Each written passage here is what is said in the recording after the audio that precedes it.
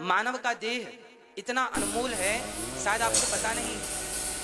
ये मानव की काया जो है इतनी अनमोल है, इसकी कल्पना भी नहीं कर सकते आप।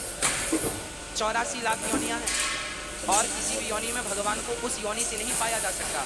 ईश्वर को पाया जा सकता है तो सिर्फ इस मनुष्य के शरीर से पाया जा सकता है। और इस शरीर को पाकर यदि उस परमात्मा को नहीं पाया तो इसको पाना व्यर्थ चला गया कि नहीं?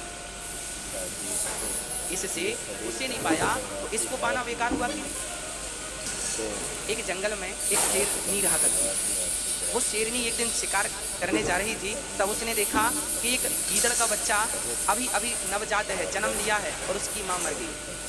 तो शेरनी को उस बच्चे पर दया आ गई और गीदड़ के बच्चे को मुंह से पकड़ के अपने गुफा में ले आई, अपना दूध पिला के उससे बड़ा किया। उसका भी अपना एक शावक था, एक था शेर।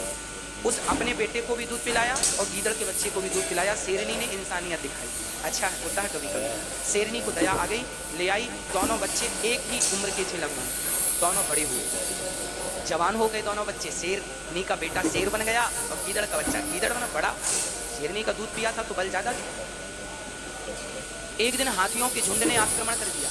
जहाँ शेरनी का घर था वहाँ हाथी आ गए। तो शेरनी ने अपने बेटे से कहा, जाओ जरा हाथी को भगाओ। तो शेर गया। गीदड़ का बच्चा बोला, माँ मैं जाता हूँ। शेरनी ने मना किया, बेटा तू मत जा। नहीं नहीं माँ मैं तो जाऊँगा। और गीदड़ का बच्चा चला और वो भी अपने आप को अब शेर ही समझता था गीदड़ का। वो गया हाथी के सामने दहाड़ा, गीदड़ों की तरह आवाज़ लगाई। हाथी ने कहा, ये गीदड़ की इतनी ताकत की हमारे सामने खड़ा। सूंड से उठाकर घुमाकर जो पटका, नस नस ढीली पड़ गई। लंगड़ाता लंगड़ाता घर आया।